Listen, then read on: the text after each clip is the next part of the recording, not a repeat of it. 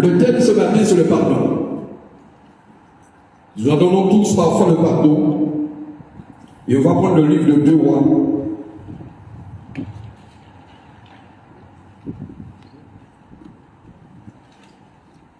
2 Rois, verset 33. Attendez, 2 Rois 4. 2 Rois 4, verset 33. Tu peux lire, monsieur?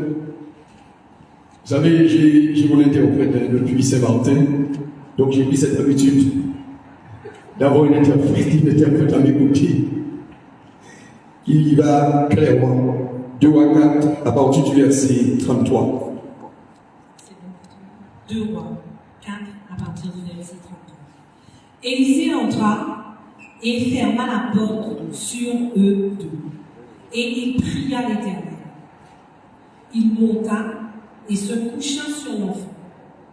Il mit sa bouche sur sa bouche, ses yeux sur ses yeux, ses mains sur ses mains, et il s'étendit sur lui. Et la chair de l'enfant se réchauffa.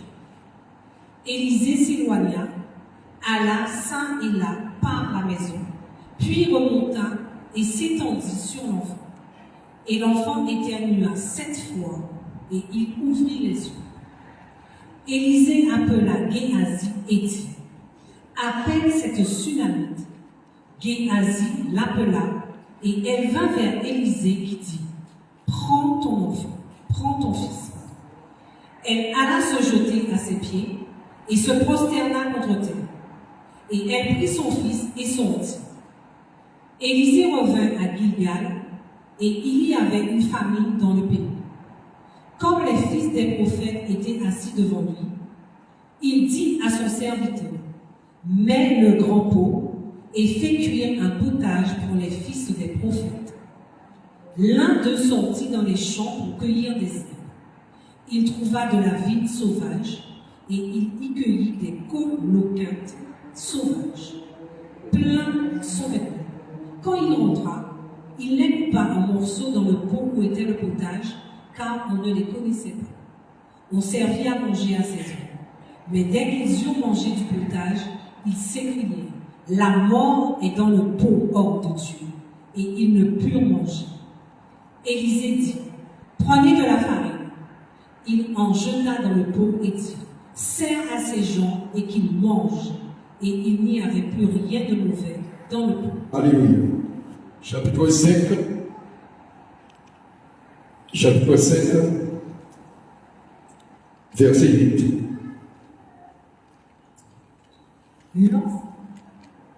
Lorsqu'Élisée, homme de Dieu, apprit que le roi d'Israël avait déchiré ses vêtements, il envoya dire au roi, pourquoi as-tu déchiré tes vêtements? Laisse-le venir à moi, et il saura qu'il y a un prophète en Israël. Naaman vint avec ses chevaux et son char, et il s'arrêta à la porte de la maison d'Élisée. Élisée lui fit dire par un messager, va et lave-toi 7 fois dans le Jourdain. Ta chair redeviendra saine et tu seras pur.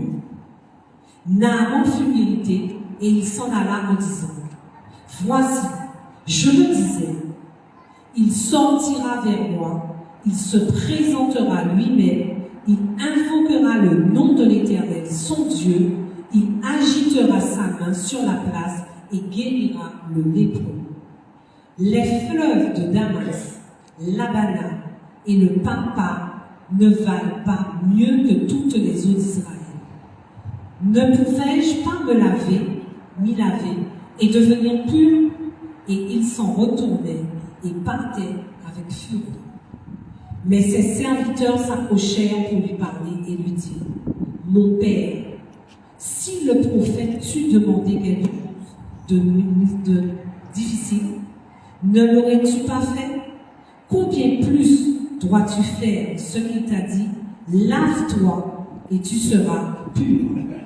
Il descendit alors et se plongea 7 fois dans le Jourdain, selon la parole de l'homme de Dieu. Et sa chair redevint comme la chair de jeune enfant, et il fut pur. Naaman retourna vers l'homme de Dieu avec toute sa suite. Lorsqu'il fut arrivé, il se présenta devant lui et dit, « Voici, je reconnais qu'il n'y a point de Dieu sur la terre, si ce n'est en Israël. Et maintenant, accepte, je te prie, un présent de la part de ton serviteur. » Élisée répondit, « L'Éternel, dont je suis le serviteur, est vivant. Je n'accepterai pas. » Naaman le pressa d'accepter, mais il refusa. Alors Naaman dit, « Puisque tu refuses, permets que l'on donne de la terre à ton serviteur, une charge de 2 mulets, car ton serviteur ne veut plus offrir à d'autres dieux ni holocauste, ni sacrifice. Il n'en offrira qu'à l'Éternel. Voici toutefois ce que je prie l'Éternel de pardonner à ton serviteur. Quand mon maître entre dans la maison de Rimmon pour s'y prosterner et qu'il s'appuie sur ma main, je me prosterne aussi dans la maison de Rimmon. Veille l'Éternel, pardonner à ton serviteur, lorsque je me prosternerai dans la maison de Rimmon. » Élisée lui dit, « Va en paix. » Alléluia. Élisée. Élisée, un homme de Dieu. Élisée, choisi par l'Éternel à travers lui. Mais Élisée en voulait. Il a voulu le double. Pas seulement un manteau, mais le double. Et on voit très bien qu'Élisée sert Dieu, mais avec beaucoup de sincérité. On voit à travers cela qu'Élisée n'est pas comme d'autres en servant Dieu, mais seulement pour des intérêts personnels. Cela définit plusieurs éléments. On peut peut-être prêcher, mais comprenons-nous ce que Dieu veut nous dire à travers cette parole, à travers ces versets et ce chapitre-là. Les choses sont très claires pour chacun de nous ici, dans le chapitre 4. Élisée, qui se présentait simplement, Élisée qui se présentait avec vraiment un cœur, avec beaucoup d'humilité. Élisée ne s'est jamais présenté comme quelqu'un qui se retrouve au-dessus. Nous comprenons aussi que quand on est choisi par l'Éternel, on est parfois aussi sans jugement. Mais si par la chair, parfois ce n'est pas possible. Dans le verset 25, l'homme de Dieu, l'ayant aperçu le loin, dit à Géasi, à son serviteur, « Voici cette tsunamite. » Maintenant, pour d'autres, à sa rencontre, il dit, lui, te portes-tu bien? Ton mari, ton enfant, te portent-ils bien? Elle répondit bien. Et dès qu'elle fut arrivée auprès de l'homme de Dieu sous la montagne, elle embrassa ses pieds. Et Géasi s'approchait pour la repousser. Comment cette tsunamite, pour elle, c'était vraiment Dieu même qui était là. Mais on comprend aussi qu'à travers Élisée, il y avait l'enveloppe Élisée, mais il y avait intérieur Dieu. Car nous sommes de Dieu peu inférieurs aux anges, mais nous sommes aussi choisis par l'Éternel. Mais à travers cette enveloppe, il y a une lumière, ce qu'on appelle le reflet de la lumière. Nous ne sommes pas le véritable lumière. Le reflet de la lumière qui se présente est cette femme qui dit, pour elle, c'est une aubaine, c'est une chance. Et nous comprenons aujourd'hui que, quelque part, on a aussi cette chance, mais vraiment à une élévation, à une dimension, mais on crache là-dessus. Je dis la vérité. L'homme de Dieu, ou le servant du serviteur que Dieu a choisi, Dieu nous démontre et dit, faites attention. Il a choisi, quand on repousse, on méprise ou on rejette, c'est Dieu même qu'on rejette ici à travers cela. C'est Dieu même qu'on rejette, quand on rejette même le servant de Dieu. Mais il dit, même son enfant, le Christ venait encore plus loin, et plus puissamment, Il dit, mais si vous touchez, alléluia, verset 25, c'est comme si à moi-même vous l'avez touché. Alléluia. Ça, c'est le Nouveau Testament. Mais regardez dans l'Ancien Testament. L'histoire d'Élisée qui définissait celui que Dieu sert comme témoignage. Élisée qui est servi comme témoignage. Élisée qui ne s'est jamais posé de questions et a servi, mais vraiment avec beaucoup d'obéissance. Est-ce qu'il s'est posé des questions? Pas du tout. Mais Élisée a posé une question à cette femme. En lui demandant, te portes-tu bien? Elle répond oui. Elle répondit oui. Parfois, nous croyons que nous sommes bien parce que nous nous réveillons, nous venons, et nous sommes malades, mais nous ne le savons pas. Nous venons parfois dans le lieu où se trouve l'Éternel. Qu'est-ce que nous voulons? Qu'est-ce qu'on fait aujourd'hui? Est-ce qu'on pense qu'on est bien, nous qui sommes ici présents? Si nous sommes là, il y a quelque chose qui nous a attirés. Est-ce qu'on est bien vraiment en se disant, c'est bon, il n'y a pas de problème, dès que je sors de l'église, je rentre chez moi, ou je vais déjeuner, ou je ne sais pas quoi? On se pose aussi la question. On va voir son médecin, et le médecin nous dit, ok, ça va, mais va faire une radio.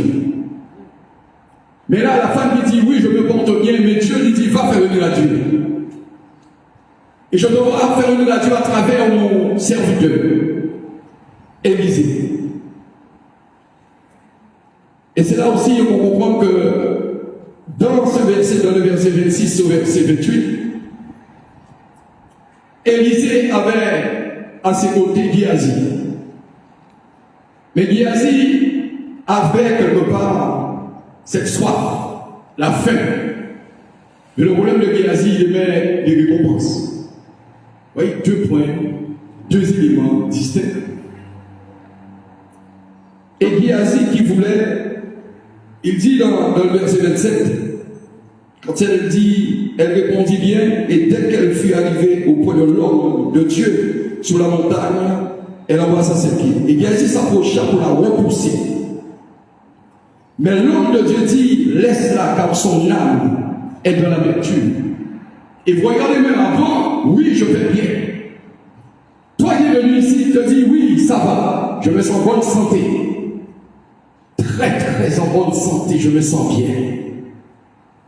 Ce matin, peut-être certainement, tu as eu des bonnes nouvelles. Mais pas aussi, parfois on peut avoir des mauvaises nouvelles. Et c'est là où on comprend comment Dieu marche avec nous.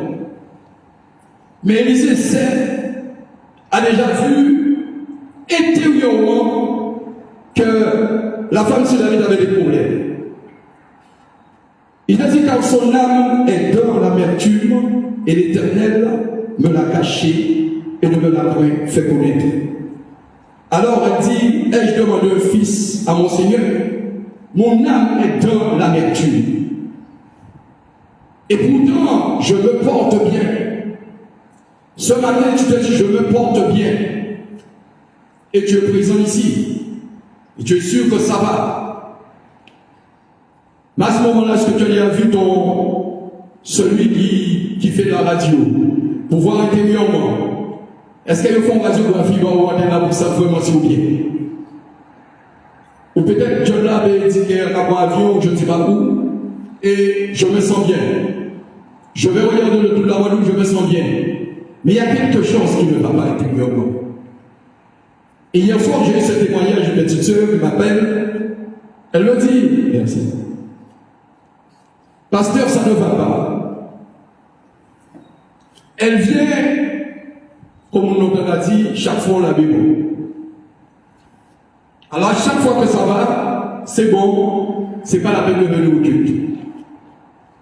Elle rate sa nourriture. Et elle m'appelle, elle me dit hier soir, j'ai dit bon, je vais répondre. Parce que depuis quelque temps, je prends un peu de repos. Parce que je suis là, je prends un peu de repos. Et elle me dit, voici, ça ne va pas, j'ai des problèmes par-ci, des problèmes par-là.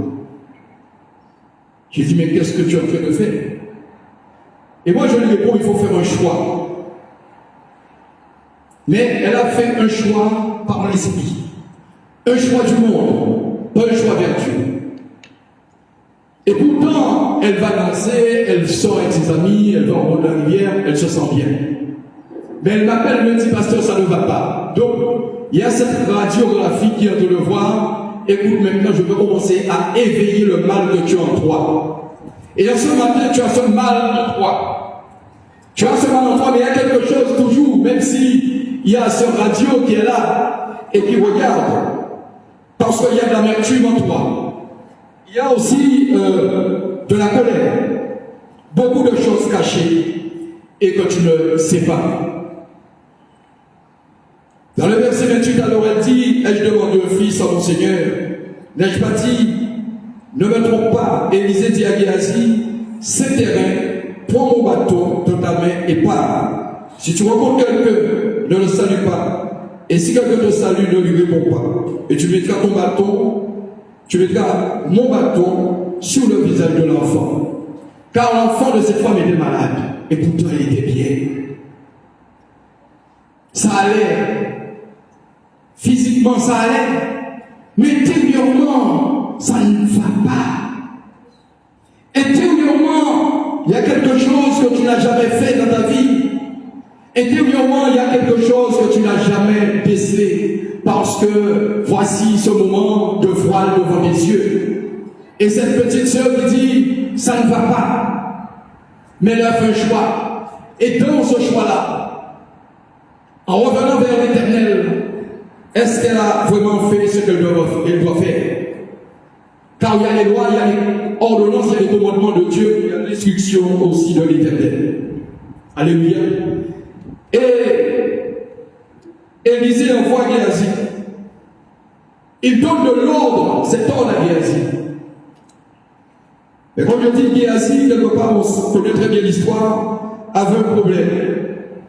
Et nous le savons tous, ceux qui lisent la Bible. Et Élisée qui dit, la mère de l'enfant, dit l'Éternel, est vivant et ton âme est vivante. Je ne quitterai point, et il se levait le suivi. Géasi les avait devancés, et il avait mis le bâton sur le visage de l'enfant. Mais lui, ni voix, ni signe d'attention, il ne retourna à la rencontre d'Élisée. Elle lui apporta la chose en disant, l'enfant ne s'est pas réveillé. Et lorsqu'Élisée arriva dans la maison, voici l'enfant était mort couché sous son lit. Cette femme avait des problèmes et Élisée a envoyé son serviteur Géasi à la recherche. Mais le bâton servait le roi. Le bâton servait déjà la préparation du miracle. Le bâton servait déjà surtout ce moment d'obéissance à la femme, à écouter Géasi, mais aussi ce moment d'obéissance à Géasi envers Élisée. C'est après que vous allez comprendre, vraiment, en parlant du pardon. Mais il y a une préparation qui s'est faite. Et Élisée entra et ferma la porte sur eux deux. Et il pria à l'Éternel. Toi qui veux faire les choses devant tout le monde. Écoutez dans le verset 33, Élisée, après qu'on ait amené l'enfant, sa mère, Élisée entra et ferma la porte et pria à l'Éternel. Et ce même témoignage,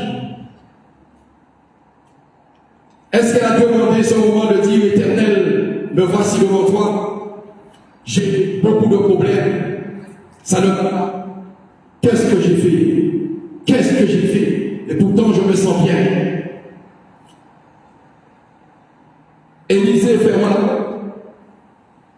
Il monta et se coucha sur l'enfant et il mit sa bouche sur sa bouche, ses yeux sur ses yeux, ses mains sur ses mains et s'étendit sur lui. Toi qui aurais vu ça, qu'est-ce que tu aurais dit? L'homme de Dieu a fait de violer cet enfant. Et au défaut un scandale. Toi qui aurais dit qu'il aurait porté des jugements. Le jugement sur le comportement d'Élisée, Élisée agit. Mais Élisée ferma la porte et pria. Et tu as besoin d'être bien. Et tu cherches l'Éternel. Mais en toi, As-tu supplié à l'Éternel vraiment de pouvoir te guérir? Et tu as besoin de guérison. Et ton âme est troublée. Et tu as de l'amertume. Ce qu'on appelle parfois aux enfants de l'Éternel, qui ont beaucoup de zèle, on appelle ça les ailes amères. Car l'homme on dit trop zèle, ou pas vinoter spirituellement, et zèle là, va venir en mer, mais qu'on l'accepte. Alors, n'ayez pas ce zèle, mais n'ayez pas l'amertume. L'amertume pouvait, c'est grave. Mais Élisée a décelé par l'Éternel. Et tu es ici en ce moment en demandant qu'est-ce que Dieu peut faire pour moi? Mais quand Élisée s'est joint à cet enfant, il s'est tendu sur et la chair de l'enfant. Regardez la puissance. On peut dire qu'il y a une confusion. On peut dire qu'il y a une confusion. Parce que nous prêchons la chair que nous avons en enveloppe, en disant que la chair est corrompue. Là aussi, il ne faut pas rentrer dans cette confusion. Dieu le montre, il te dit de Dieu dans ton cœur. Il y a le Père, le Fils, il y a le Saint-Esprit. Il me montre là, à travers Élisée, la puissance du feu de l'Éternel.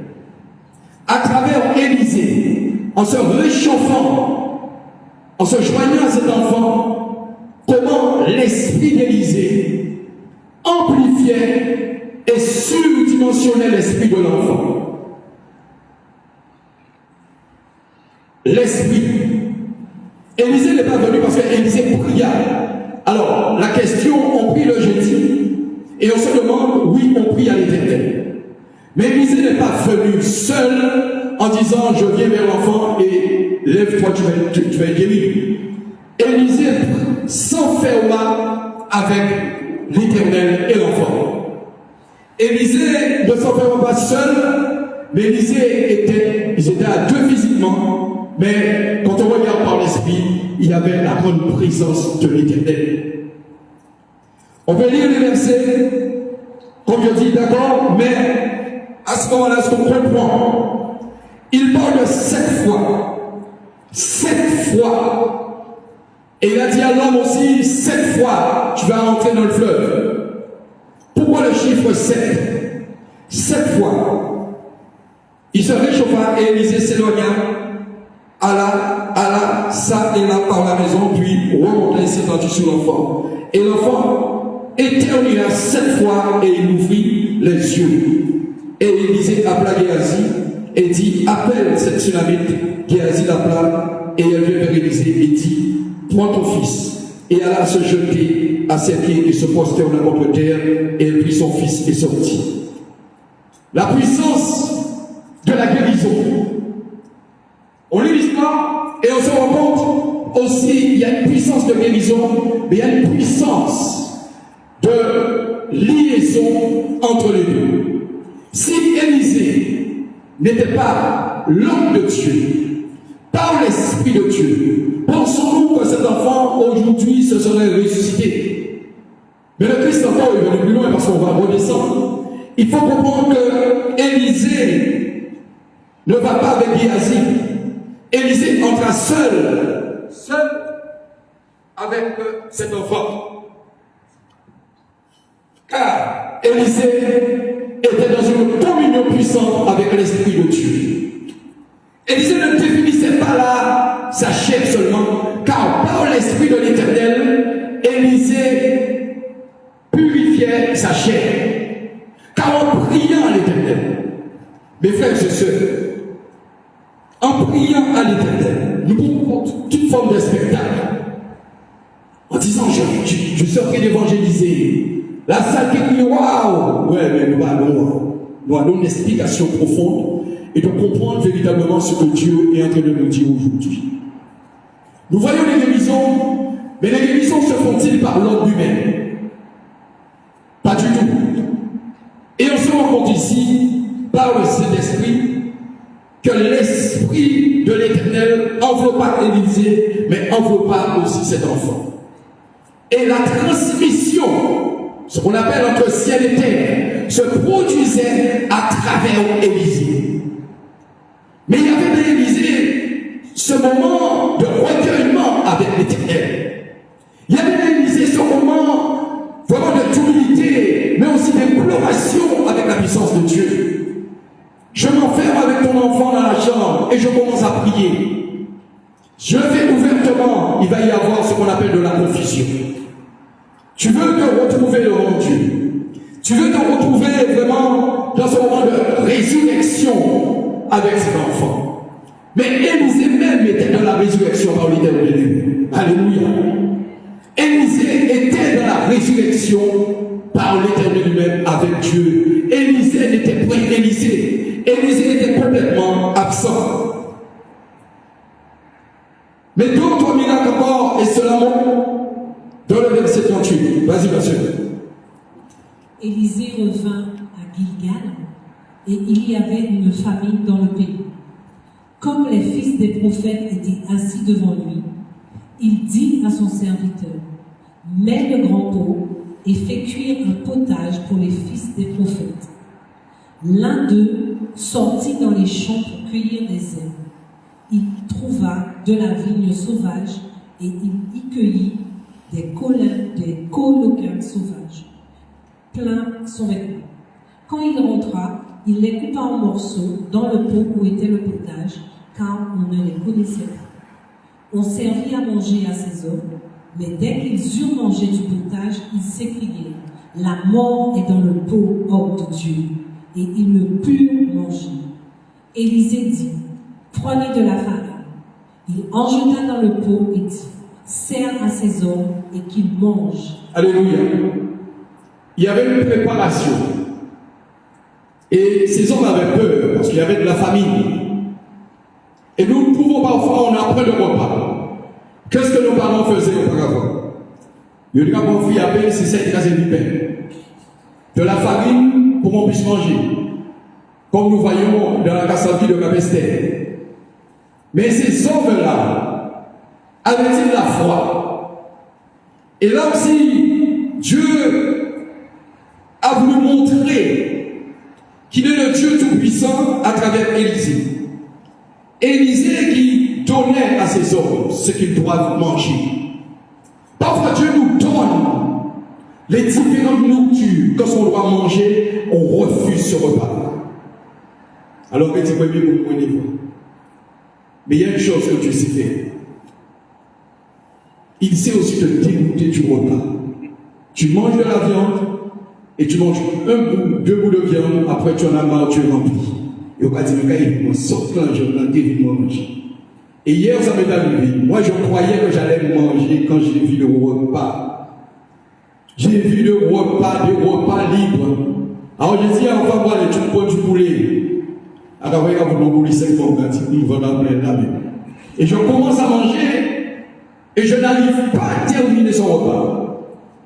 À travers l'Esprit de Dieu. Et au même moment, je me retrouve en train de prier, je ne sais pas pourquoi. Dieu te prépare. Il y a une préparation avant tout miracle qui doit se faire à travers l'homme de Dieu. L'homme de Dieu ne peut pas venir t'apporter la guérison s'il y a une préparation. Mais en toi aussi, il y a l'inverse de la préparation. Ça veut dire qu'il leur dit de prendre de la farine, il leur donne ce qu'ils doivent manger. Il leur donne ce qu'ils doivent manger et ils doivent obéir. Mais ils ont le doute en eux. Ils ont le doute. Quand Dieu veut nous dire aussi, toi qui es ici, quand Dieu te donne de la nourriture, de quoi manger, il t'a dit de manger. Et on va sentir, l'homme, il est 3e jour là, on va chercher la payer, elle vient, elle vient l'huile farine. Et tu as envie de manger. Et puis ton frère, non, c'est bon, je fais le jeûne, je ne mange pas. Tu rentres dans le mensonge. Tu rentres dans le mensonge. Mais ces hommes disent, il n'y avait plus rien de mauvais dans le pot. C'est Élisée qui disait ça. Il a jeté le pot. Et sauf qu'il parle de la mort. Il parle de la mort. Il dit la mort est dans le pot. Des mauvaises pensées. Cela définit les mauvaises pensées. C'est pour ça que je dis dans le livre d'Isaïe, il faut penser de son premier pensée, il faut voir de son premier voix. J'ai dit, ce pasteur me prend de nous ce verset-là ou ce chapitre-là, mais vous êtes les chapitres et vous êtes le verset de l'Éternel. Vous devriez quand même apprendre et rentrer dans la maturité de l'Esprit de Dieu. D'accord? Parce que le jour où il n'y aura plus de Bible, ah bien c'est vous qui serez la Bible. Donc vous devriez comprendre la traduction de la parole et puis l'analyse à ce que Dieu nous amène surtout à comprendre. C'est très important pour tout un chacun. Et pourtant, on le vit dans les études, il y en a qui ne viennent pas. Mais devons-nous faire attention à cela? Là aussi, Dieu nous interpelle à l'amour et à l'unité. Car Dieu est Dieu. Dans le verset 43, il dit: comment pourrais-je donc en donner à 100 personnes? Parce que c'est le demandait. Et il dit: donnez à ces gens qui manquent ici par l'Éternel, on en mangea et on en droit du reste. Et il y a alors des pains devant eux, ils mangèrent et eurent du reste selon la parole de l'Éternel. La multiplication des miracles, on comprend le verset 42. Lis pour moi, afin que l'assemblée comprenne et entende. Un homme arriva à Baal, Shalisha. Il apporta du pain, des prémices à l'ordre de Dieu, 20 pains d'orge et des épis nouveaux dans son sac. Élisée dit: donne à ces gens et qu'ils mangent. Son serviteur répondit: comment pourrais-je en donner à 100 personnes?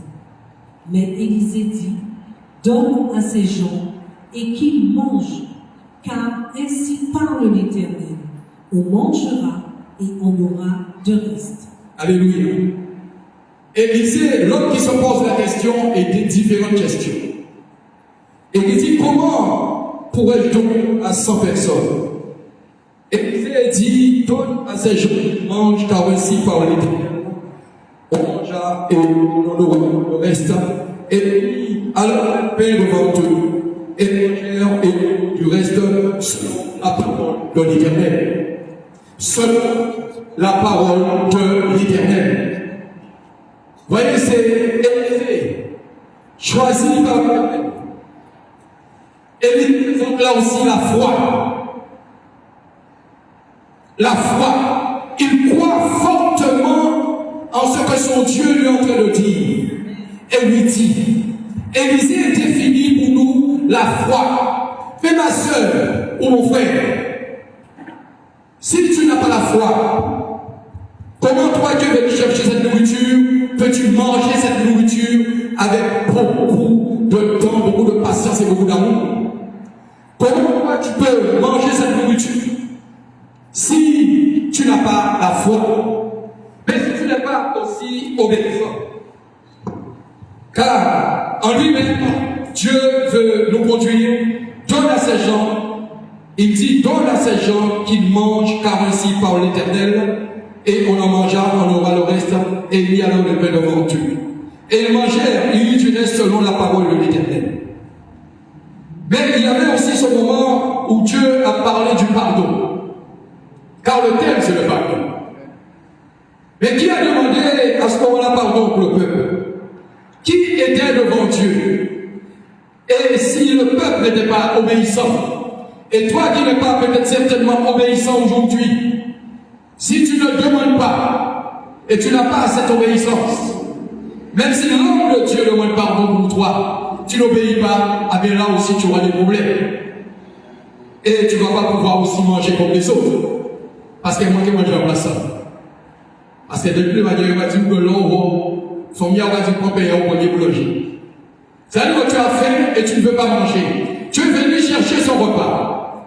Mais la question que tu veux le poser ici, quel repas suis-je venu chercher dans ce lieu? Car chez moi, il y a pas de repas. On me donne à manger, je n'arrive pas à manger. Mais il y a quelqu'un qui est là, en tant que serviteur de Dieu ou servant de Dieu, qui est là, prêt à te donner son repas. Le repas est entre tes mains. Le repas est devant toi. Mais tu fuis ce repas. Pourquoi? Car en toi, tu es dans le jugement. Mais tu n'as pas aussi la foi. Et qu'est-ce qui te pousse à être dans le jugement? Car Dieu ne peut pas te bénir si toi-même tu refuses ce moment de bénédiction. Dans le chapitre 5, à partir du verset 11, il dit, prends le verset 8, lis mon pasteur. 2 Rois. 8, le chapitre 5, verset 8, 2 Rois. Lorsqu'Élisée, homme de Dieu, apprit que le roi d'Israël avait déchiré ses vêtements, il envoya dire au roi, « Pourquoi as-tu déchiré tes vêtements? Laisse-le venir à moi, et il saura qu'il y a un prophète en Israël. » Naaman vint avec ses chevaux et son char, et il s'arrêta à la porte de la maison d'Élisée. Élisée lui fit dire par un messager, « Va et lave-toi 7 fois dans le Jourdain, ta chair redeviendra saine et tu seras pur. » Alléluia. Le roi, Élisée, homme de Dieu, a appris que le roi d'Israël avait déchiré ses vêtements. Il l'envoya. Qui envoya? C'est Élisée, à travers Dieu. Pourquoi as-tu déchiré tes vêtements? Laisse-le venir à moi. Et il saura qu'il y a un prophète en Israël. Mais Dieu te dit aujourd'hui, toi qui complètement tu es déjà dans le dégoût, dans le désarroi. Tu n'as plus rien, tu n'as plus d'espoir. Mais si tu viens à l'Éternel, tu vas savoir qu'il va y avoir, il y a un Dieu qui est en train d'exister et qui existe et qui est là avec toi. Car Élisée lui dit, fit dire au messager, va, lave-toi 7 fois dans le Jourdain, ta chair redeviendra saine. Alors nous parlons de la sainteté. Et tu veux de la guérison. Mais tu n'obéis point au commandement à ce que Dieu te dit parce qu'en toi, il y a plein de foi. Si tu n'as pas la foi, comment le pardon peut te libérer? Et nous allons effectivement rentrer sur ça. Car l'offense, il y avait le séminaire sur l'offense. L'offense détruit et l'offense, ça veut dire qu'il y a beaucoup de paramètres sur le pardon. Mais regardez bien l'obéissance. Va, lave-toi 7 fois dans le Jourdain, ta chair redeviendra saine et sera pure. Toi qui recherches la purification, si tu ne te laves pas, la vérité n'a pas dit qu'on va baigner. Si tu ne te laves pas devant l'Éternel, si à ce moment-là tu ne prends pas le temps d'écouter ce que Dieu te dit, quand il te dit va te laver, ça veut dire quoi? Va te laver de tes péchés. Va te laver. Mais il te dit 7 fois au creuset, 7 fois tu seras épuré. D'accord? Aujourd'hui, Élisée qui parlait au roi, et il lui dit, va, lave-toi. Et pourtant, c'était le roi. Tu peux être le roi, tu peux être le directeur, tu peux être tout ce que tu veux. Mais si tu es sali et tu ne te laves pas, et Dieu te dit, va te laver. Va laver tes péchés. Va confesser tes péchés. Va confesser. Épanche ton âme afin de te libérer. C'est là aussi que quelque part Dieu veut nous ramener à lui, mais avec beaucoup de simplicité. Il définit de la simplicité. Et il dit, va lave-toi 7 fois dans le Jourdain, ta chair redeviendra saine et tu seras pur. Naaman fut irrité. Il est en colère là. Il n'écoute pas Élisée. Qu'est-ce qu'il regarde à travers Élisée? Il regarde Élisée comme quelqu'un de très simple. Car je suis le roi, je connais plus que toi. Car, moi je vais dire, c'est le renouvellement de l'intelligence. Mais ça rejoint le renouvellement de l'intelligence. Ça rejoint aussi à ce qu'on soit renouvelé. Et pour être renouvelé, on doit être lavé de la main de l'Éternel. Mais on doit être lavé de tous ses péchés. Si tu n'es pas lavé de tes péchés, Dieu ne peut pas entendre ta voix. Si tu n'es pas lavé de tes péchés, car tu n'as pas la foi. Si tu n'as pas la foi, comment peux-tu être lavé de tes péchés? On lit la parole. Mais Dieu nous enseigne à travers la parole. On n'est pas obligé de prendre 50 versets. Car la Bible dit, ma Bible a dit, c'est Dieu qui parle à travers la Bible. C'est pas la Bible qui dit. La Bible, c'est un mot prononcé par Dieu, mais c'est Dieu qui parle à travers la Bible. Et dans le chapitre 5, va lave-toi 7 fois. Il parle de 7 fois. Et nous avons 6 jours dans une semaine, le 7e jour, il dit le jour du repos. 7 fois. Tu as le temps de te laver de tous tes péchés avant de venir ici. Tu as le temps de confesser tes péchés avant de venir ici dans ce lieu. Et quand tu arrives dans ce lieu, en confessant seulement tes péchés, qui est déjà fait depuis chez toi, et tu es en train de te repentir, ah bien là, tes péchés seront lavés, tu seras libéré, délivré. Alléluia. La Bible, comme on dit la Bible, mais à travers la Bible, le bien-être et l'intelligence, et à travers ce bien-être et l'intelligence, ce qu'on appelle la bonté de Dieu, et à travers le l'éternité, et à travers le ce qu'on appelle vraiment l'enlèvement vers Dieu. Alléluia. Car la Bible définit 4 principes sur les 5 très importants pour nous. Il offrira, dans le verset 17, verset 15, Naaman retourna vers l'homme de Dieu avec toute sa suite. Lorsqu'il fut arrivé, il se présenta devant lui et dit, voici, je reconnais qu'il y a peu de Dieu sur toute la terre. Car Naaman a été lavé. Mais Naaman était irrité. Mais mon frère, si tu parles à un serviteur ou à celui qui n'est pas converti, quand tu vas lui dire, lave, va te laver, et reviens me voir, il te dit, insulter. Mais s'il obéit, mais il n'a pas de choix, car s'il ne se lave pas, il ne sera pas guéri. Et il vient reconnaître la puissance de Dieu. Car c'est ce grain, comme il dit, qu'il dépose dans une terre. Il le dépose ce grain-là, sur une terre, au bord de la route, qui n'a pas de profondeur. Satan vient et il l'enlève. Il dépose ce grain dans une terre rocaillée qui n'a pas encore de profondeur, mais qui n'est pas assez puissant. Après c'est pour un moment, tu entends la parole et tu sors d'ici, après c'est fini. Il tombe dans une terre avec beaucoup d'épines. C'est là aussi qu'il t'explique à travers la parole publique, mais c'est extraordinaire. Il tombe dans une terre avec beaucoup d'épines. C'est celui qui, quand il y a des problèmes dans le monde, même s'il vient vers Dieu, il va commencer à dire, moi même pas parler de mon Dieu, bidon on va faire, on y va marcher, il bloqué tout bidon moi, allez moi même personnellement, pas parler moi, pas dire moi rien. Car celui-là n'a pas la foi. Tu ne t'es pas encore lavé à travers cela. Car le sujet du pardon, c'est tout cela qui définit le pardon en nous, afin que Dieu nous explique et nous dit, c'est pas seulement disant, pardonne-moi, Seigneur, mais est-ce que toi, dans ce pardon, tu n'entrais pas dans le texte, mais dans le contexte de la parole de Dieu.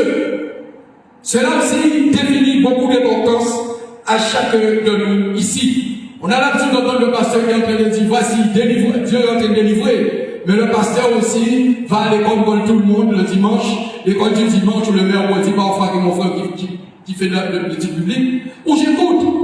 Dieu veut nous enseigner à travers sa parole. Car en nous, parfois, nous avons pris ce moment qui n'est pas le pardon de Dieu lui-même. Dans le verset 11, il dit, voici, je le disais, il sortira vers moi, et il se présente à lui-même, il invoquera le nom de l'Éternel son Dieu. Il agitera sa main, il invoquera. Qui invoque l'Éternel son Dieu? C'est qui peut invoquer? Mais si tu n'invoques pas Dieu, est-ce que là aussi tu auras ce qu'on appelle ce moment de chair de purification? Tu n'auras pas de chair de purification. Car en toi, tu ne t'es jamais prosterné devant l'Éternel. Dans le chapitre 5, verset 17, vas-y monsieur. Verset 17. Alors, Naaman dit, puisque tu refuses, permets que l'on donne de la terre à ton serviteur. Alors, alléluia. Élisée qui a guéri Naaman par Dieu, Naaman qui vient offrir à Élisée toute forme de choses. De la terre, de l'argent, tout ce qu'on veut. Dieu t'amène à la guérison. Dieu se sert de toi et tu vas chez la sœur ou le frère, tu parles de l'argent. Moi, quand on m'offre de l'argent, je refuse, ou je dis donne à celui qui est avec moi. On n'achète pas le Saint-Esprit. Alors si vous venez, vous déposez un million à haut, à part mon vin acheter, vous pouvez acheter, ben voilà, vous dites oui, acheter sans aboutir. Si tu prends la guérison, c'est toi et l'Éternel, avec l'Éternel puisque parler à travers ton cœur. C'est là aussi que j'explique, car Élisée savait pertinemment qu'il ne peut pas vendre ce qu'on appelle la puissance de Dieu. Continue, ma soeur. Une charge de 2 mulets, car ton serviteur ne veut plus offrir à d'autres dieux, ni d'holocauste, ni sacrifice. Il n'en offrira qu'à l'Éternel. Voici toutefois ce que je prie l'Éternel de pardonner à ton serviteur. Alléluia. Voici toutefois ce que je prie à l'Éternel de pardonner à son serviteur. Tu veux la guérison et tu as mal. Tu veux la guérison et tu as besoin de te libérer. Mais regarde Élisée qui demande à Dieu de pardonner Naaman. Parce que lui ne comprenait pas. Venez ici, vous n'êtes pas tout à fait convertis. Parce que beaucoup parmi nous ne sont pas encore convertis.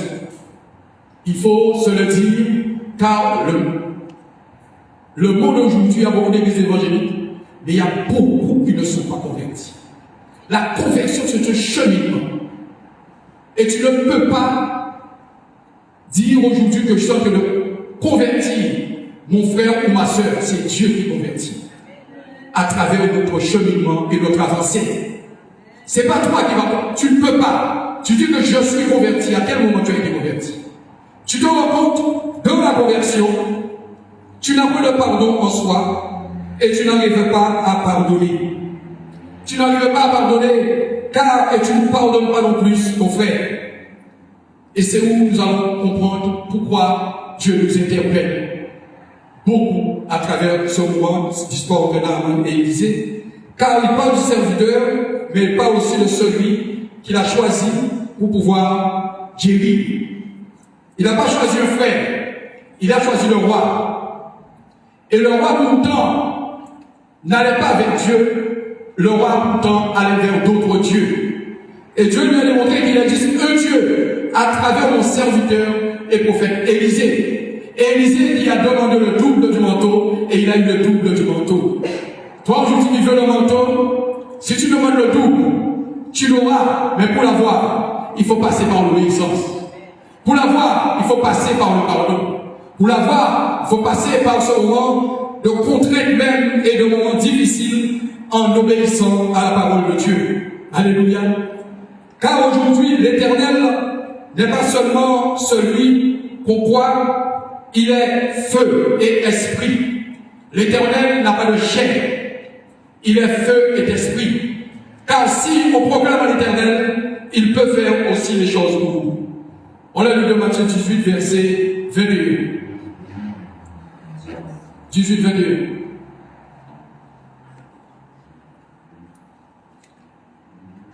Matthieu 18, verset 21. Alors, Pierre s'approcha de lui et dit, « Seigneur, combien de fois pardonnerai-je à mon frère lorsqu'il péchera contre moi? Serait-ce jusqu'à 7 fois? » Jésus lui dit, « Je ne te dis pas jusqu'à 7 fois, mais jusqu'à 70 fois 7 fois. » Alléluia. Combien de fois, Pierre qui dit, combien de fois il pourra pardonner à son frère? Et Jésus lui dit 7 fois dans une journée. Il faut y avoir péché. Il faut avoir fait tout ton travail là avec ça. On va penser à va mettre ici 60, on va faire une monnaie descendre, on va mettre ici encore, on va mettre ici toutes sortes de monde. Parce qu'il y a péché au seul fois. Or, si tu as de l'amour en toi, tu auras ce qu'on appelle la légèreté du pardon. La légèreté du pardon définit quoi? C'est être celui qui n'a point de jugement en soi. Être celui qui obéit aussi à la parole de Dieu lui-même. Être celui que Dieu peut vraiment transformer. Car, parfois nous ne connaissons pas c'est quoi la parole et ne comprenons pas la parole. Nous lisons et Dieu qui insiste.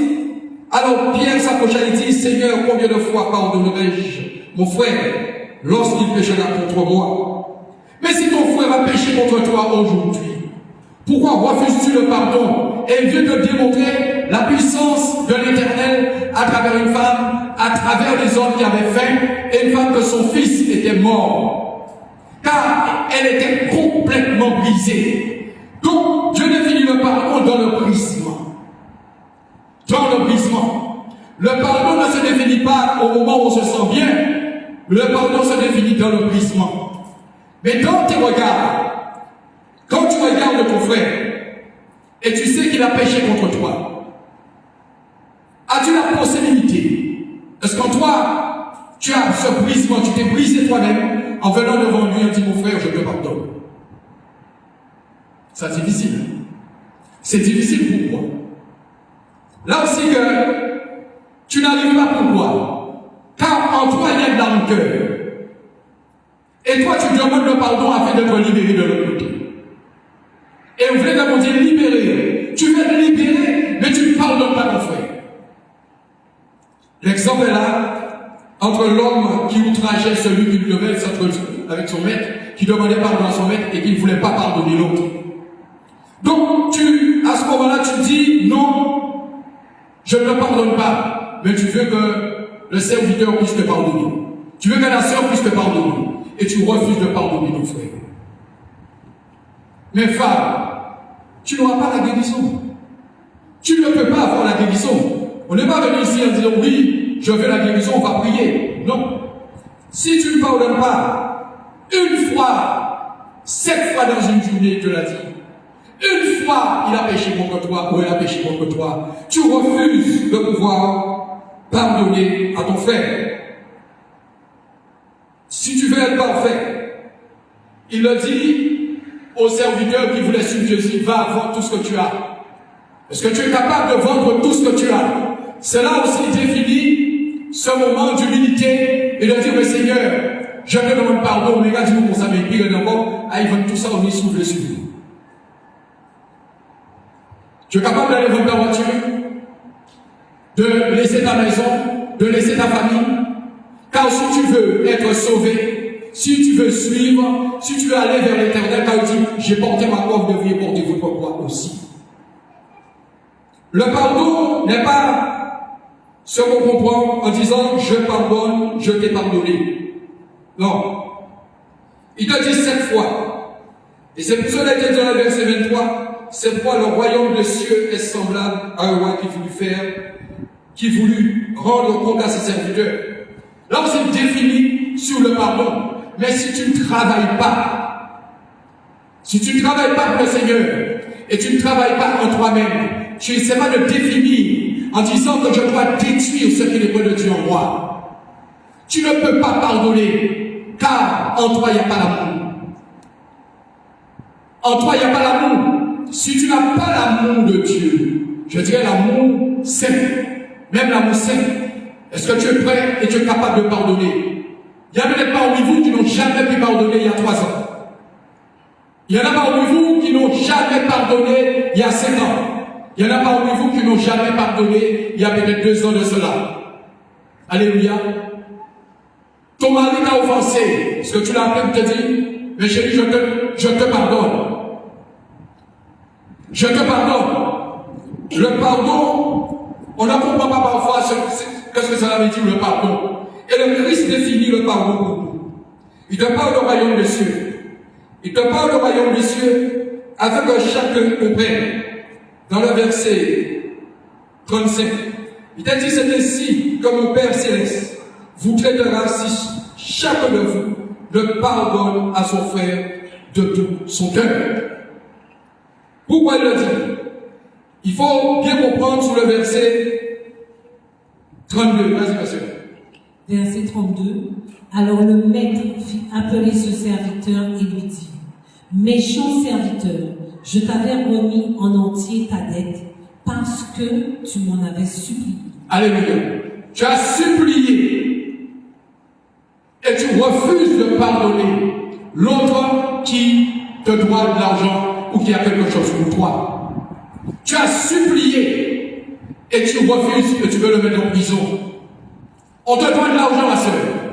On veut récupérer ton terrain, on veut récupérer ce que tu as. Mais Dieu te demande de pardonner, car il te dit dans sa parole, la vengeance et la rétribution m'appartiennent. Alléluia. La vengeance et la rétribution m'appartiennent.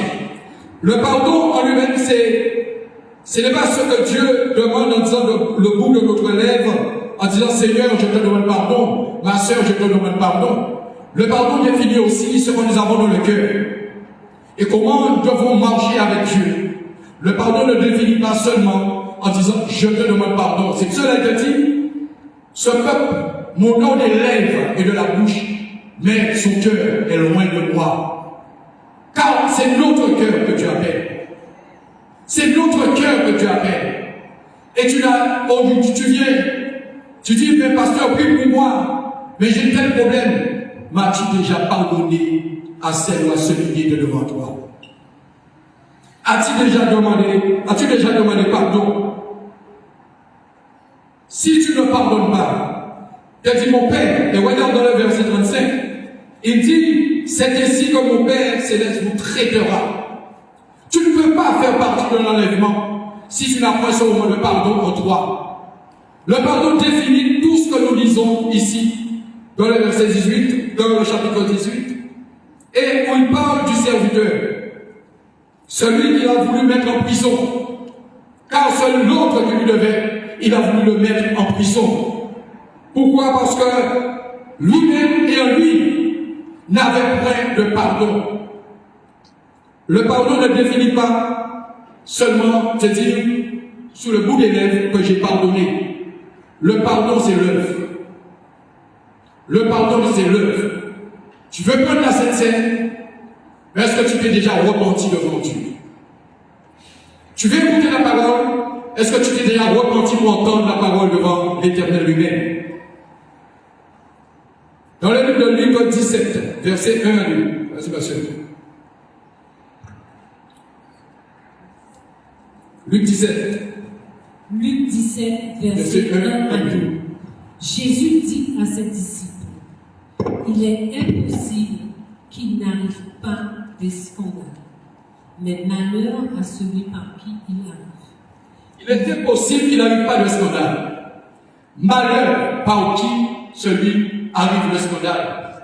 Alors, on va venir voir le des zones à Gazamouna et on va disparaître, on va dire pas au même. Tu es en train de provoquer de la discorde, de la division. Quand tu provoques de la division, tu es en train de détruire ta maison, mais tu te détruis car tu es le temple du Saint-Esprit. L'as-tu oublié cela? Tu es le temple du Saint-Esprit. Car Jésus dit à ses disciples, il est impossible qu'il n'arrive pas des scandales, mais ce qui est réel, mais malheur par celui qui arrive.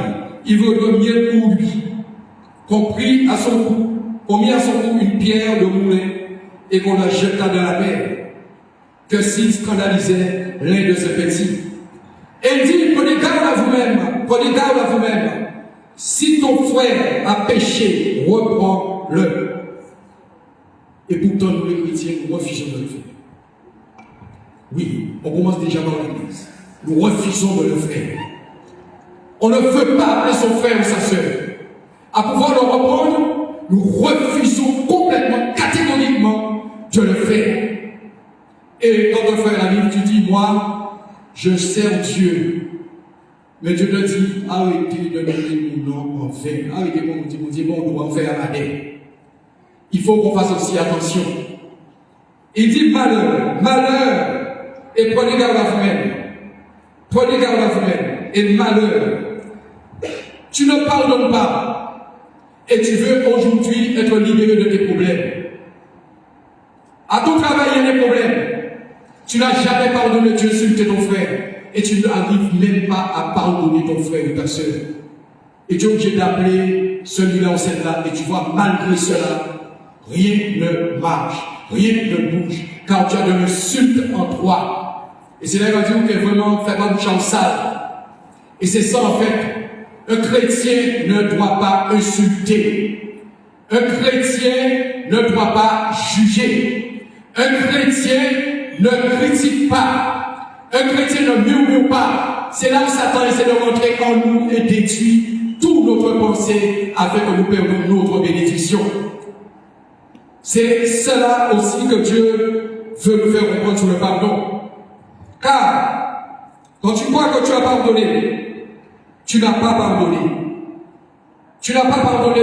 Et sans le pardon, la foi que tu as ne peut pas augmenter.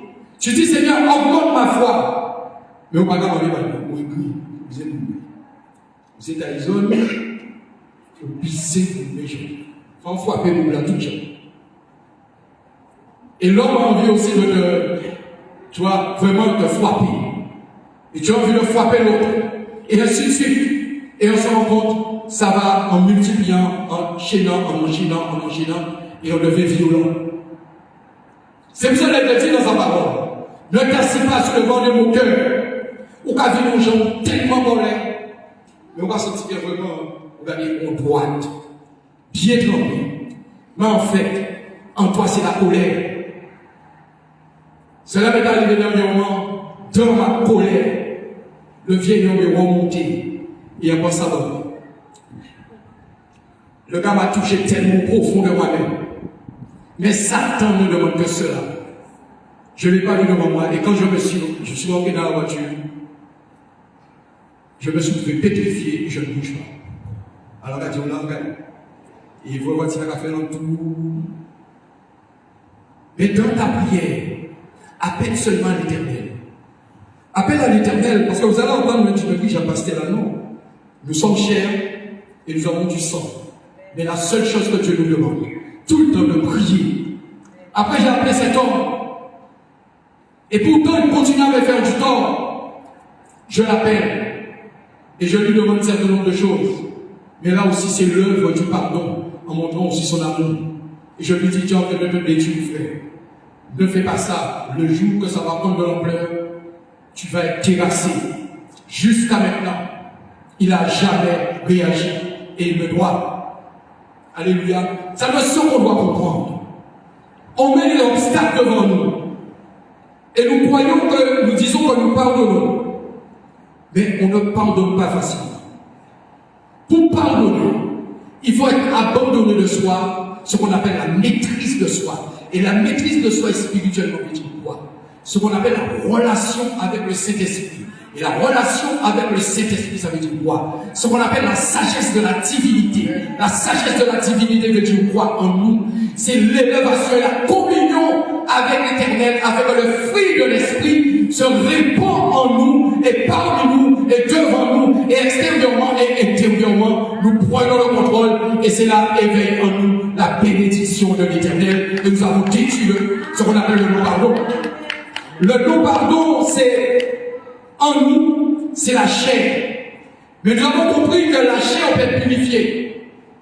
Mais pour que la chair soit purifiée, nous devrions passer aussi par ce moment d'obéissance, comme le peuple et comme la femme où son fils est mort. Son fils est mort, mais elle a appelé l'homme de Dieu. Mais toi qui es ton fils aujourd'hui, aime-moi. Si tu appelles Dieu, si tu appelles le Saint-Esprit, si tu appelles l'Éternel, si tu appelles une servante de Dieu, si tu appelles un frère, si tu appelles une sœur, si tu appelles une intercesseuse, cela aussi, c'est plusieurs moments de seul corps. À travers cela, ton cœur sera restauré et Dieu va te conduire au pardon. Et en te conduisant au pardon, c'est ta conscience qui sera libérée, car les chaînes qui se trouvent autour de ton cœur sera brisée, libérée, détruite, et tu vas détruire le lien de la malédiction. C'est ça aussi que Dieu veut nous faire comprendre. Et pour détruire le lien de la malédiction, c'est aussi ce moment d'obéissance. D'obéissance par la voix de l'Esprit. Et d'obéissance par la foi d'une intimité relationnelle avec l'Esprit de Dieu. À partir du point de vue parce que moi, l'homme, l'amour, avec cet esprit, à vivre. Ça veut dire que tu crois en toi. Tu ressens cette présence. Tu ressens cette force. Et tu as une sérénité. La mort peut être devant toi. Tout peut être devant toi. Le non-pardon peut être devant toi. Mais tu as cette sérénité. Tu as la puissance de l'esprit. Et la puissance de l'esprit détruit toute barrière érigée contre toi et devant toi. Et c'est là ta victoire. Ta solution, c'est Jésus-Christ de Nazareth. Alléluia. C'est ça aussi que Dieu veut nous faire comprendre. Le non-pardon peut détruire, mais le pardon libère. Le pardon, il dit, si vous avez la foi, comme un gré de se lever, vous diriez à ce synagogue, déracine-toi et plante-toi dans la mer. Il vous obéirait. Ton entreprise a des problèmes. Tu as des problèmes de finances. Mais si tu appelles à la puissance de Dieu, enfermé, et dis, Seigneur, je te demande pardon et je pardonne à tous ceux qui nous font du tort et du mal. Mais ceux que tu te rappelles, prends ton téléphone, appelle-les, demande pardon. Et dans une semaine, tu reviendras me voir. Et tu vas me dire ce que Dieu a fait pour toi. Mais si tu ne demandes pas pardon, car il est devant toi, ou elle est devant toi, tu n'as pas cette relation avec le Saint-Esprit. Le Saint-Esprit n'émane pas en toi. Car le Saint-Esprit, quand il se manifeste en toi, il manifeste l'amour. Quand il le manifeste en toi, il manifeste une relation puissante. Mais cette relation émane de la conscience de l'homme. Et la conscience de l'homme provient de la liberté de Jésus-Christ. Et la liberté de Jésus-Christ provient de la puissance des cieux. Et la puissance des cieux, c'est le royaume de Dieu. Et le royaume de Dieu, c'est où se trouve la porte serrée toi. Et là aussi, l'homme de l'Éternel t'accompagne. Et là, éveille une conscience d'humilité. Et la conscience d'humilité, c'est celui qui s'abaisse et sera élevé devant la puissance de Dieu. Car tu as pardonné par la puissance de l'Esprit. Alléluia. Il faut que vous rentriez dans cette maturité. La maturité avec l'Éternel. La maturité avec Dieu, ce n'est pas seulement pouvoir parler. La maturité avec Dieu, il répond dans le livre de Luc 17 et dans le livre de Jean 18. Comment Pierre a renié Jésus-Christ. Pierre a renié Jésus-Christ. A renié Jésus-Christ. Est-ce que Jésus-Christ n'a pas pardonné Pierre? Est-ce qu'il a refusé Pierre? Tu m'as renié, tu m'as rejeté, mais je te pardonne. Il y avait un frère qui était ici. Il a blasphémé contre moi. Il a monté toute forme de complot pour la séduction, en disant des choses qui n'étaient pas bien. Il a appelé les différents pasteurs pour me détruire. Et il était là, j'étais en train de le pardonner. Et Dieu m'a dit un jour, appelle-le, bénis-le. Aimez vos ennemis. Bénissez vos ennemis.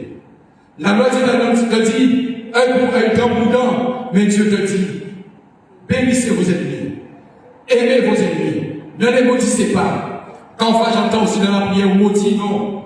Ne dis pas ça. Cela fait très mal. C'est pas parce qu'il t'a fait du tort. Il faut bénir par l'Esprit de Dieu. On ne dit pas ces genres de mots ou de choses. Maudit, maudit, maudit. C'est Dieu qui fait des choses, car on te dit la vengeance et la rétribution appartiennent. Alléluia. C'est aussi pour ramener, surtout, Simon-Pierre avec l'autre disciple suivait Jésus. Et ce disciple était connu du souverain sacrificateur. Il entra avec Jésus dans la cour. Au souverain sacrificateur, mais Pierre resta dehors, prenait la porte, et l'autre disciple qui était connu du souverain sacrificateur sortit de la portière et fit entrer Pierre. Alors la servante de la portière dit à Pierre, toi aussi, ne-tu pas des disciples de cet homme? Il dit, je n'en suis prêt. Pierre remit Jésus. Et Pierre, qui était son roseau agité pour Jésus, à pas parce qu'on est en moyen pourquoi tu vas y prendre mon moyen, bien on va faire ci, bien paix. Et c'est comme quelqu'un qui m'a dit, mon père spirituel n'a pas de cycle. Non, non, qui veut dire, parfois le cinéma, mais l'on a fait ça parce que pour monter dans le exister. C'est pas celui ou celle qui est à tes côtés, qui se montre plus à tes côtés tout le temps, en te disant ma soeur, méfie-toi, il y a aussi le serpent qui est là, et quand il pique avec son venin, fais attention, tu seras détruit. Alléluia. Et Pierre, mais même s'il leur de le piquer, Dieu te demande de le pardonner. Et pourtant, Pierre connaissait Jésus, il était au côté de Jésus. Nous, c'était nous, on aurait dit, je ne veux plus voir ce monsieur-là. Je ne veux plus entendre parler de lui. Car en nous, il y a quelque chose qui manque. Car nous sommes de la terre, de la congrégation, et Jésus est des cieux, de l'Esprit de Dieu, non pas un homme, mais de l'Esprit de Dieu, à travers la chair, et c'est pour cela qu'il parle de la purification, qui est le pardon de nous tous, ce qu'on appelle la grâce, qui est l'œuvre de la croix, et l'œuvre de la croix, c'est le pardon de tout et chacun de nous ici, car c'est par cette grâce que nous avons le souffle de vie, qu'on appelle le souffle de vie, qui définit la présence de Dieu et la grâce de Dieu, qui est l'adoption de notre péché à travers Dieu, parce que c'est à travers cela que Dieu se répand. Mais quand il se répand, il ne se répand pas de nous, il se répand de nos péchés afin de nous laver, que nous ayons ce qu'on appelle la purification. Alléluia. Aujourd'hui, Pierre qui a renié, mais Jésus n'a pas renié Pierre. Et Jésus ne peut pas te renier. Si aujourd'hui ton frère te donne renier, fais attention, car il n'est pas non plus du Saint-Esprit. On ne peut pas atteindre la vie éternelle si on essaie de détruire son frère ou on détruit sa sœur. Si on ne pardonne pas, on n'est pas dans le plan de Dieu. Tu veux la guérison, mais ton âme aujourd'hui est endurcie devant la face de Dieu. Tu veux la guérison, ton âme aujourd'hui est complètement bloquée devant la face de Dieu. Alors il dit, parce que nous demandons c'est quoi le pardon. Le pardon définit aussi nos offenses, car il dit pardonnons à ceux qui nous ont offensés. Le pardon définit en nous aussi dans la prière de notre Père, qui enseigne aussi ses apôtres, mais qui délivre aussi des valeurs fondamentales du christianisme. Le pardon, qui signifie-t-il? Il dit comment pardonner à celui qui t'a fait du mal. Et puis le monde à travers la Bible, comment pardonner. On parle du pardon, mais on ne comprend pas le mot pardon. Ne connaissez pas le mot pardon si on ne connaît pas la profondeur du mot pardon. Car, son étant sur la croix, car Jésus prononce ce mot-là, Père, pardonne-les car ils ne savent pas ce qu'ils font. Car il définit dans ce mot l'ignorance de notre esprit. Nous sommes ignorants en voyant Jésus sur la croix et nous avons des des chaînes. Et bien, quoi là, c'est nous. Allez demander malédiction ici. Parce que quoi là, il y a un il va où la médecine à toi. Et quand il met ce pardon sur la croix pour toi, c'est là que tu es en train toi-même de demander d'appeler le pardon. Mais il te donne l'exemple du pardon à travers ce bout de bois-là, qui est horizontal et vertical. Il te donne l'exemple du pardon afin de comprendre, en crucifiant par l'esprit ta chair. Et si tu marches par l'esprit, eh bien là, Dieu va te libérer et Dieu va te glorifier à travers lui. Ce sera la gloire. Mais tu auras la gloire à travers l'Éternel. Et cette gloire qui te parle, c'est la gloire de l'humilité devant l'Éternel lui-même. Et nous comprenons, car ils ne savent pas ce qu'ils font. Car en souffrant, il implora l'Éternel. Il implora l'Éternel, mais regardez, miséricorde de Dieu. Il te parle de la misère, miséricorde de Dieu. Mais cette miséricorde, c'est, dans cette imploration, c'est aussi de pardonner ce qui était pardonnable. Et ce qui était pardonnable, c'est aussi de montrer à ses fidèles le chemin, ce qu'on appelle, on vient de le dire, de la conversion. Là, on va commencer à entrer dans la conversion, comme on s'est dit, on va convertir, on va commencer à vivre converti devant l'Éternel. Et dit, même, en commettant l'irréparable. Luc 23, verset 34, monsieur. Luc 23, verset 34. Parce qu'on va terminer. Luc 23, verset 34. Luc 23, verset 34.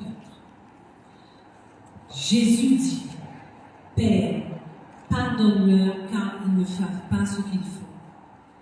Ils se partagèrent ses vêtements en tirant au sol. C'était l'irréparable. Et les pardonnables. Et pourtant, regarde ce qu'ils ont fait avec le vêtement de Jésus. Pardonne-leur car ils ne savent pas ce qu'ils font.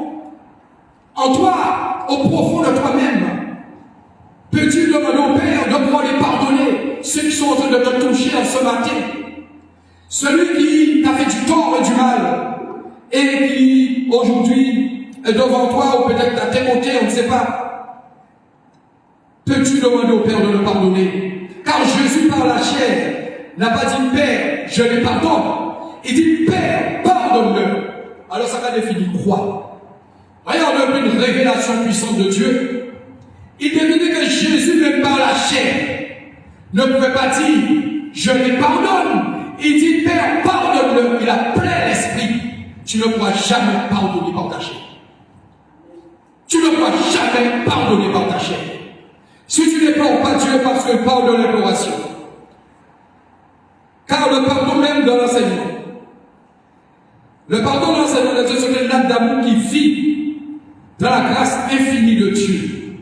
Et c'est pour ça que nous avons défini la grâce. La grâce de Dieu, c'est l'amour de l'Éternel. Et c'est là aussi, Dieu a envoyé son propre Fils Jésus pour sauver et nous libérer du péché. Car là, il a montré cette grâce qu'il a avec nous. Car dans le livre des Actes, nous lisons les livres des Actes, nous lisons. Est-ce qu'elle va reprendre? Vous aurez peut-être des problèmes. Vous lisez des problèmes. C'est qu'à dire, avant, il ne pas la noisy à faire, il tire pour la noisy. Alléluia. On ne peut pas venir donner de leçons à l'autre, et si nous-mêmes n'appliquons pas ce que la parole de Dieu nous dit à travers le pardon. Le pardon défini quand même, c'est par rapport au péché. Et Dieu a pardonné sur la croix, en définissant l'œuvre de la croix, en définissant l'œuvre de la croix, par la crucifixion de la chair. Car le Fils prodige, en Luc 15, verset 11, vas-y ma soeur, Luc 15, verset 11, car Jésus, vas-y, Luc 15, verset 11. verset 11. Il dit encore, un homme avait 2 fils. Le plus jeune dit à son père, mon père, donne-moi la part de bien. Il dit à son père, donnez-moi la part de bien, car il partait. Continue. Et le père leur partagea son bien. Peu de jours après, le plus jeune fils, ayant tout ramassé, partit pour un pays éloigné où il dissipa son bien en vivant dans la débauche. Lorsqu'il eut tout dépensé, une grande famine survint dans ce pays et il commença à se trouver dans le besoin. Il alla se mettre au service d'un des habitants du pays qui l'envoya dans ses champs garder les pourceaux. Il aurait bien voulu se rassasier des carouges que mangeaient les pourceaux, mais personne ne lui en donnait. Étant rentré en lui-même, il se dit « Combien de mercenaires chez mon père ont du pain en abondance, et moi ici, je meurs de faim. Je me lèverai, j'irai vers mon père et je lui dirai « Mon père, j'ai péché contre le ciel et contre toi. Je ne suis plus digne d'être appelé ton fils. Traite-moi comme l'un de tes mercenaires. » Et il se leva, alla vers son père. Comme il était encore loin, son père le vit et fut ému de compassion. Il courut se jeter à son cou et le baisa. Le fils lui dit, « Mon père, j'ai péché contre le ciel et contre toi. Je ne suis plus digne d'être appelé ton fils. » Alléluia. Il se répand. Le péché, le pardon définit la repentance de tes péchés. Le pardon définit aussi l'humilité de ton cœur, l'humilité devant Dieu, l'humilité de tes actes, l'humilité à t'abaisser devant Dieu. Regarde comment il a retrouvé la joie. Et pourtant, il est parti avec tout ce qu'il avait. Et il est parti car il avait de grands biens, mais cela a été complètement rasé. Mais c'était là aussi la permissibilité de la volonté de Dieu. À nous démontrer pourquoi tu refuses ton enfant parce qu'il est parti et le retour te demande pardon. Tu refuses ton enfant parce qu'il fume de la drogue. Tu refuses ton enfant parce qu'il est sale et tu ne veux pas l'accueillir. Tu refuses de l'accueillir et tu dis je suis une mère ou je suis un père et je pardonne.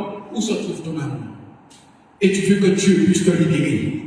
Car ce matin, le pardon ne définit pas seulement de dire je te demande pardon, mais tu dois aussi pardonner par l'œuvre, pardonner ta soeur ou pardonner ta mère.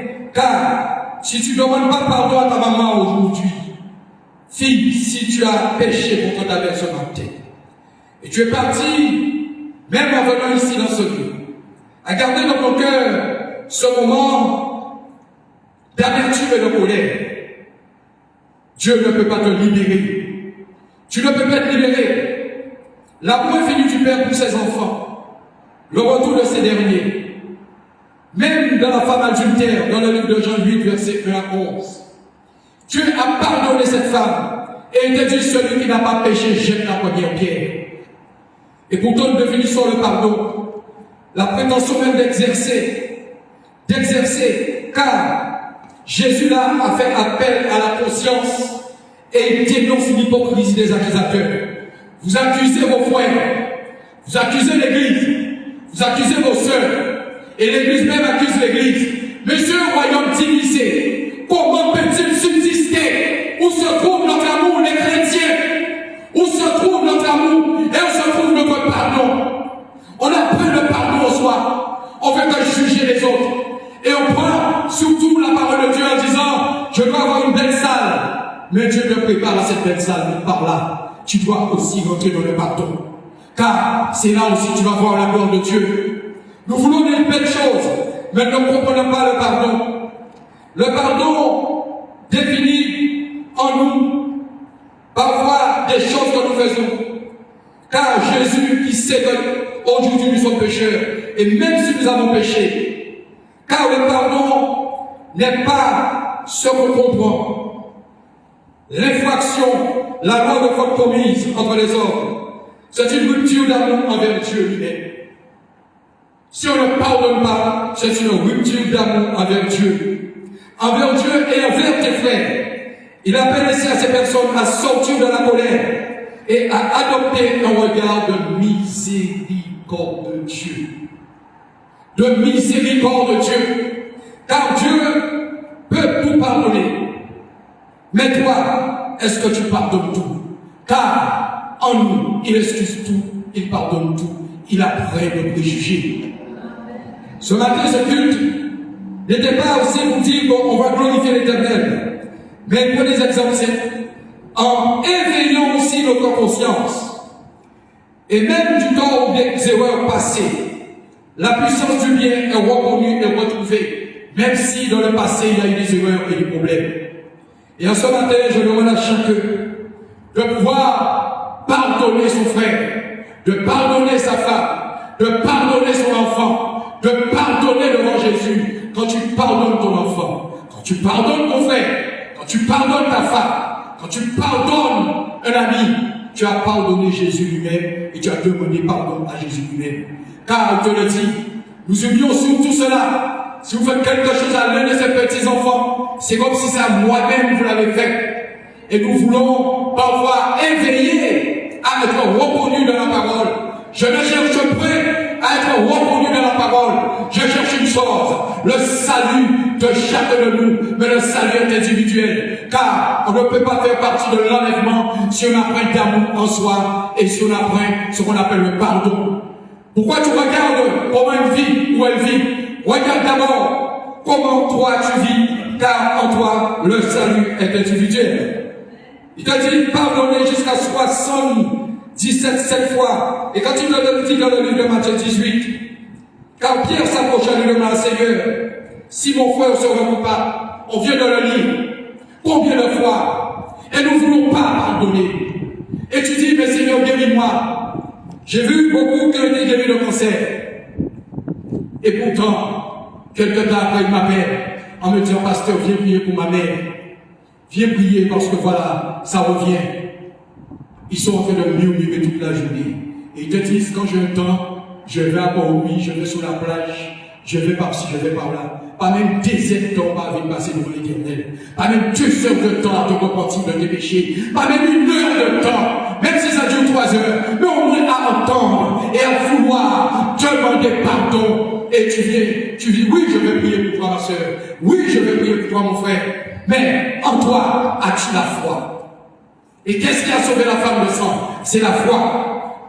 La foi vient de ce qu'on entend. Mais ce qu'on entend vient de la parole de Dieu lui-même. Et en ce matin, je demande vraiment ce moment d'adoration. Je demande aussi que le péché, qui en lui-même n'est pas ce synonyme. Synonyme du péché, c'est quoi? Il définit. Ce n'est pas parole de la loi. Le synonyme du péché, Dieu parle surtout en lui, c'est plus envers Dieu. Car dans la Bible en lui-même, il te dit, pardonnez vos offenses comme nous aussi nous devrions pardonner à ceux qui nous ont offensés. Et pourtant, on vient de voir, Pierre qui a relié, la femme, son fils est mort, et comment Dieu s'est servi de Élisée pour pouvoir pardonner cette femme et amener son fils et son enfant à la résurrection. Prenons conscience, mes frères et sœurs. Prenons conscience. C'est pas, il t'a dit, si vous demandez toutes choses en mon nom, en vérité, je vous le dis, si vous demandez en mon nom, il vous le donnera. Jusqu'à présent, vous n'avez rien demandé en moi. Alors, il y a beaucoup qui ont demandé au Seigneur, et je dis en ce matin, pourquoi commander mon Dieu rien? Et c'est pour ça qu'on dit pourquoi commander mon Dieu personnellement rien? Parce que tout ce que tu as demandé à l'Éternel, tu as demandé pour toi-même. Est-ce que tu as demandé au nom de Jésus-Christ de Nazareth? Père, je te demande de me libérer. Père, je te demande d'unir ma famille. Père, je te demande, Seigneur, de me délivrer. Père, je te demande de me tirer de cette maladie. Au nom de Jésus-Christ de Nazareth, c'est de pouvoir bâtir l'autel. Bâtir l'autel.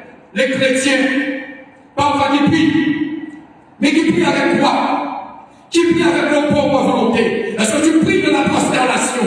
Est-ce que tu pries? Et quand tu pries, est-ce que tu implores? Et si tu implores, tu vas voir. Mais si tu veux voir la gloire de Dieu, tu vas aussi t'humilier devant Dieu. Et tu vas bâtir l'autel au nom de Jésus-Christ.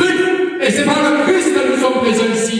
C'est par le Christ que nous avons sauvés. C'est par le Christ que nous sommes libérés. C'est par le Christ que nous sommes délivrés. Et c'est par le Christ on va pouvoir pardonner son frère ou sa sœur.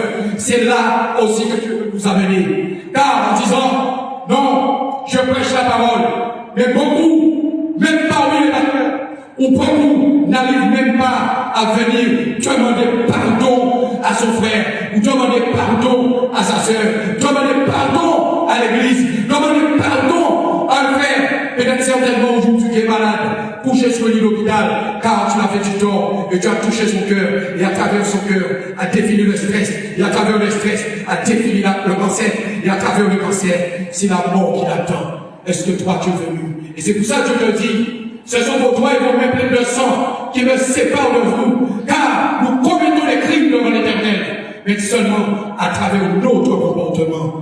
Car Dieu, c'est un Dieu d'amour, ce n'est pas un Dieu de haine, ce n'est pas un Dieu de division, c'est un Dieu d'unité, et c'est un Dieu qui restaure tout cœur brisé. Et si au ce matin, que tu veux que ton cœur soit restauré, tu dois demander pardon à l'Éternel. Et je voudrais que l'Assemblée, vraiment, avant de donner à l'Éternel ce qu'on appelle son cœur. Nous arrivons aussi dans un temps. L'Église fonctionne. On demande à l'Église. Mais l'Église aussi en a besoin. Frère, on va adorer l'Éternel à travers ce pardon. Et que l'Église demande pardon avant de pouvoir donner à l'Éternel, de se repentir, car cela aussi, c'est la Sainte Seine. C'est la Sainte Seine. La Sainte Seine, c'est la puissance du pardon. Et c'est la puissance du pardon qui libère chacun de nous. Quand nous lisons chaque verset et chaque chapitre que nous avons pris aujourd'hui, en ce matin. Vas-y mon frère.